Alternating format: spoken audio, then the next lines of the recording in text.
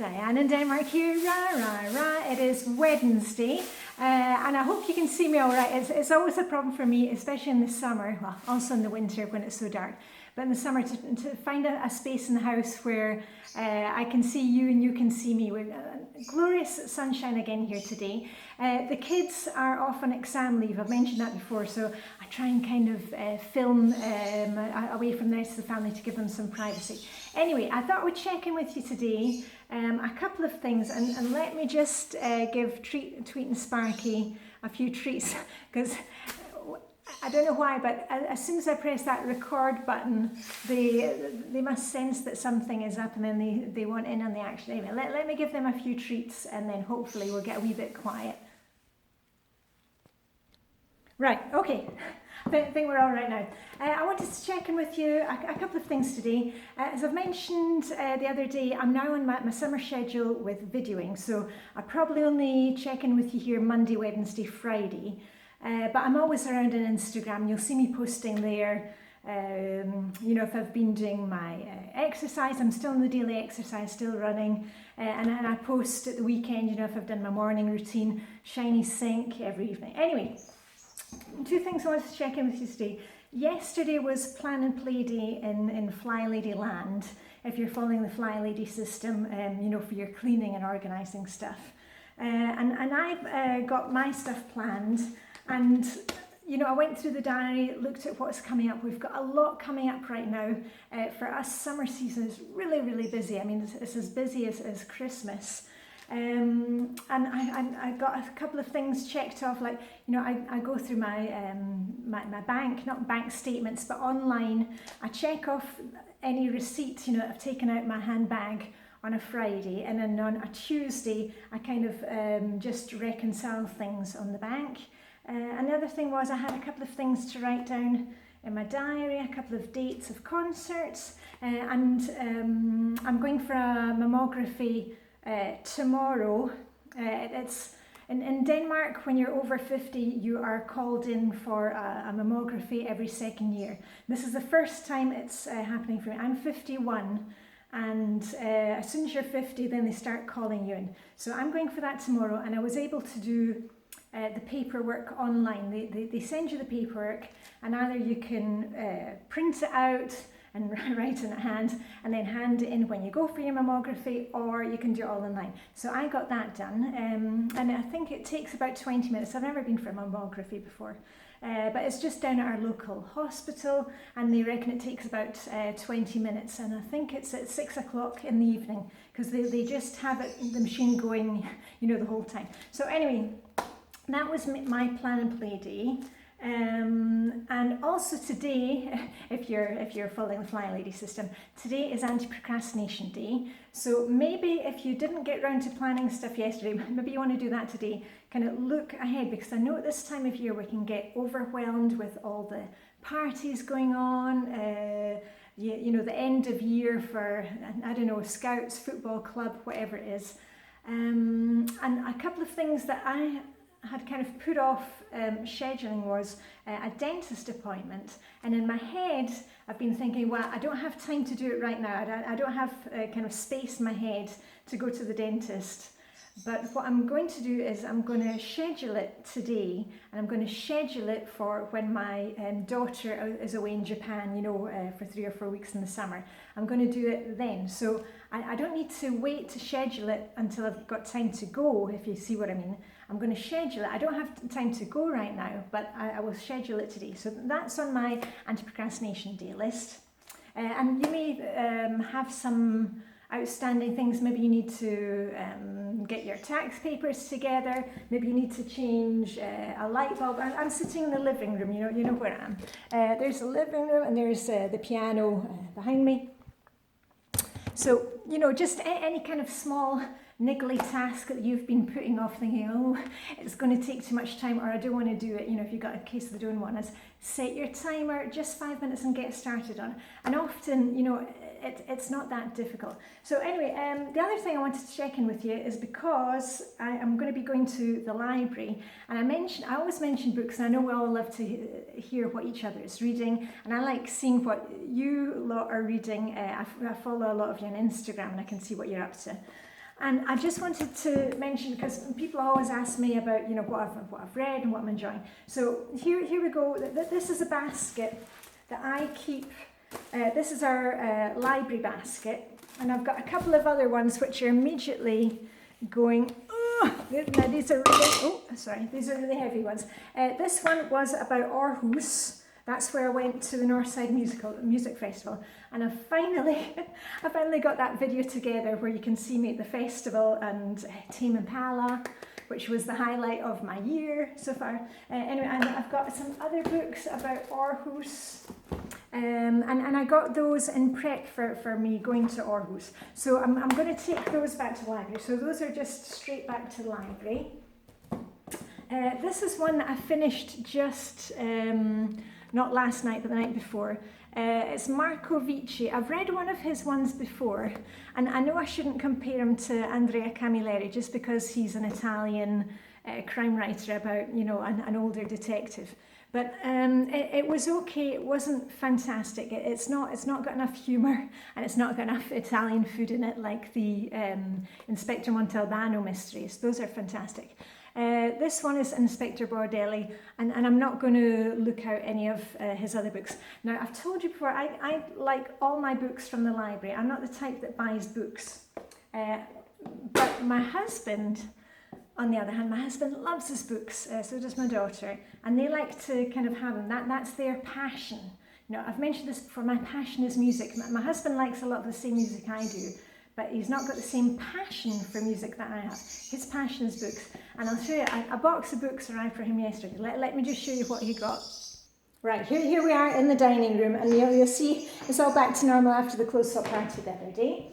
And that's what turned up for him yesterday. And I think, if I remember rightly, he's using an app called Library app. I'll check the name of it, and he plots in his books in there. I plot in the books that I've read on Goodreads, because, you know, I am postmenopausal, and sometimes I'm down at the library and I'm thinking, have I read that one before, or have I not read that one before? And it's really good for me to be able to go in and keep track of what I've read and what I've enjoyed and what I haven't. Anyway, let's get back to the ones that I've got from the library. Okay, I think I just remember, I think it's Library Thing he uses. Anyway, on to the books that I have been reading recently. Now, this is a kid's book. Do you remember Agaton Sachs? And he's a really old Swedish author called Nils Olof Franzén. And we used to have this on Jack and Ori, which was a BBC kids thing where somebody would just sit and read stories. It was fascinating. And I was just reminded about Agaton Sachs, who's, of course, a kind of detective. So I was reading that the other day, just for posterity's sake. And it was funny. And I'm not going to read the whole thing, but it was fun to read. A bit like the one that I got, is it here? The one that I got at one of our close-up parties about Millie Molly Mandy. You know, sometimes it's just nice to go back to something that you've read in your childhood, or like any of the Enid Blyton ones, you know, The Naughtiest Girl is a Monitor, and the St. Clair stories, and all those things. So anyway, on to the next one.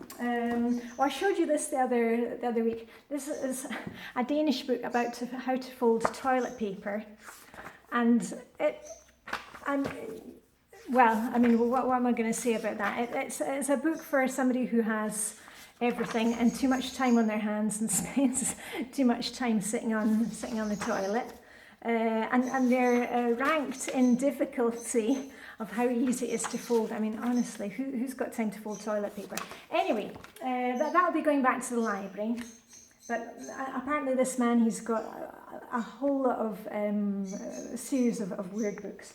Now, this one actually I enjoyed. Now, I picked this one up at the library just on a whim, Ian Sansom, and it just really appealed to me. It wasn't a fantastic book. I would say 3.5 out of 5 stars. But Ian Sansom is a modern writer, and he writes like for the London Review of Books. There's a wee picture of him there. But he writes in the past, and it's like the old British crime story style. And I really enjoyed and I enjoyed that one, so I may look out for more by him. And what other one? Oh yeah, I finished this one this month. Now this is Francis Brodie, Death in the Stars. Hold on, let's see if I can get them to be quiet. Right, this one, Death in the Stars by Francis Brodie. I've read several of her other ones. It's called Kate Shackleton is the kind of female detective. But this one fell a bit flat.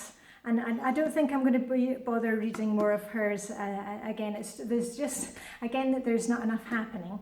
And I know a lot of you, whenever I make a video about this, the same names come up. Anne Perry, Louise Penny, Jacqueline Winspear. I've read all of those series, and also the Janet Ivanovich ones, you know. And I quite enjoyed some of them, but it wasn't my thing. I didn't really enjoy the characters in any of them, and I need a wee bit more food and humour in my mysteries. I read a lot of mysteries, and it's got to have a wee bit of humour. So that's why I love Andrea Camilleri, the Inspector Montalbano books, and I love what's his name? Oh, hold on, I need to look. No, remember that Simon Brett. So those are really my authors, and along with P.G. Wodehouse, of course. And on which note, I was at the book exchange the other day, and I was handing in. Remember, we had all those books that were left over from the clothes swap party, and I was filling up the book exchange with bags of books. And guess what they had down at the book exchange? Now look at this. This is my favourite author ever, P.G. Wodehouse. Now these are P.G. Wodehouse books in Danish, and this one is called Onkel Dynamit, Uncle Dynamite. You can see that one there, and you can see how old these are. I mean, look at them. They're just beautiful books. And this one has been given. Oh, this is Christmas 1951. It says Julen 1951. Kærlig hilsen, which means, kind regards, much love, from Else. So I don't know who Else is, and I don't know who she was giving it to. But you can see it there. Now, I'm not going to keep these books. I'm just going to enjoy them for a few days and see how the translations are, if the translator really caught the spirit of P.G. Wodehouse. There's another one. Beautiful. And there's no inscription in there. And the last one is Hengi Jeeves. You see that? Actually nice pictures in it. Let's see. No, there's no inscription in that one. So, and these are from 1951. So I'm going to enjoy them for a few days, and then they're going back to the book exchange, because even if P.G. Wodehouse is my favourite author, I don't need to keep these. I'm not going to be reading them. I prefer to read them in English, and while they are nice, somebody else can benefit to us. So have a wee think about that. Just because it's your favourite author, do you need to hold on to it? You know, if you didn't enjoy the book, you know, pass it on to somebody else who it might be their taste. Right, a few last ones from a basket, and then I can basically take all these ones back to the library. Oh, this is a bookmark that I've had since I was a child, for James Thinn's The Booksellers. Thinn's, they no longer exist. Right, it was James Thinn Up the Bridges in Edinburgh, if you know Edinburgh Bridges.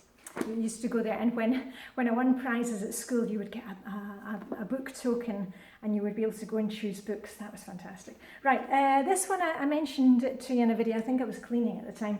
The Star Wars origami. It's a bit disappointed, because what you have to do is actually take out the pages or photocopy them to make it look like this. But I mean, if you've got a Star Wars fan who has everything else and are getting too much time on their hands, you can maybe keep it out in the bathroom.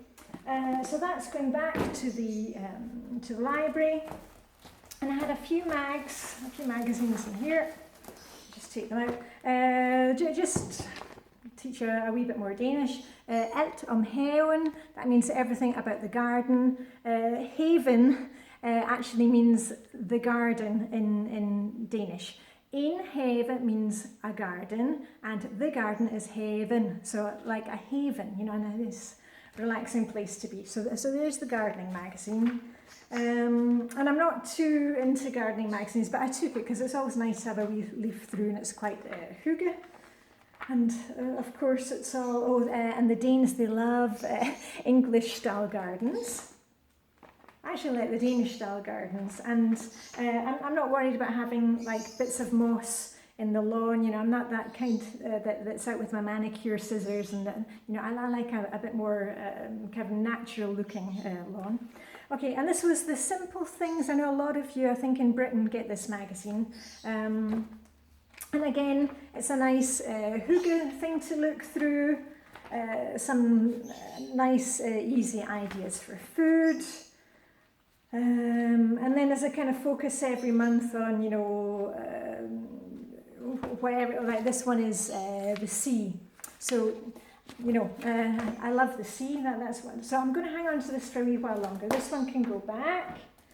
And Femina, this is one of the Danish women's magazines that comes out, it used to come out once a week. And it was one of the ways that when I started learning Danish, I actually started learning Danish before I came to Denmark when I was working at the Court of Justice in Luxembourg.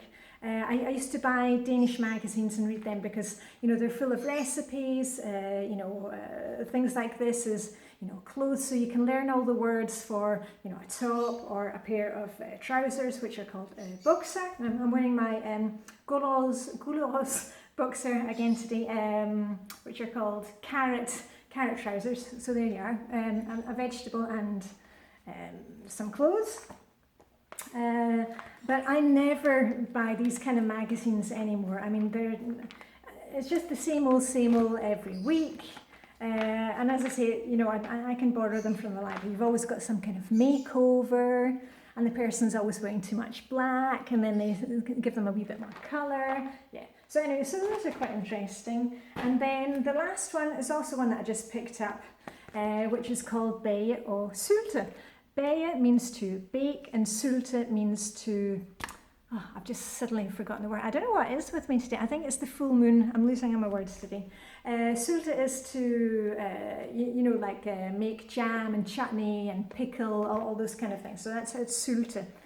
And it's about fermented food was a big thing. Gosh, when was that? That would be, this magazine's from last year. Remember when fermented food was, it's really in. So everybody was fermenting their stuff.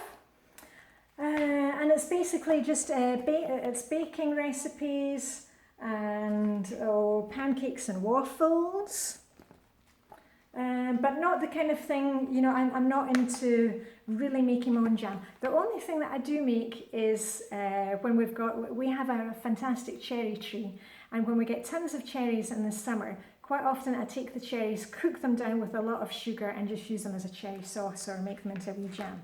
And I told you the other day, our plum tree this year is so heavy with fruit, where it looks like we're going to have a bumper crop. Woohoo! Because plum jam is my absolute favourite. My granny used to make plum jam. She didn't have a garden. My granny and granddad lived in a flat on the south side of Edinburgh. But she used to get plums from somebody at the church, or she would buy them, and she'd make plum jam, and I love plum jam. Reminds me of my gran.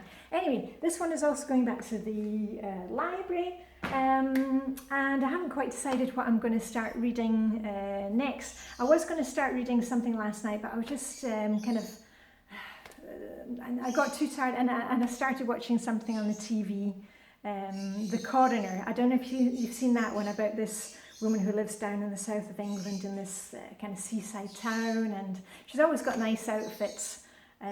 So anyway, if you haven't seen that one, you know, you can add it to your list of Death in Paradise, Father Brown, Midsummer Murders, you know, all the Agatha Christie, Hercule Poirot. It's that kind of thing. So anyway, on that note, I'm going to get my stuff together, going to get on the go, and I'm doing stuff with my daughter today. So I shall see you probably on Friday here on YouTube, and otherwise I'll be on Instagram if you're looking for me. Okay, all I've got left to say is live long and prosper. May the reading hygge be with you, and I'll see you very soon. Okay, bye for now.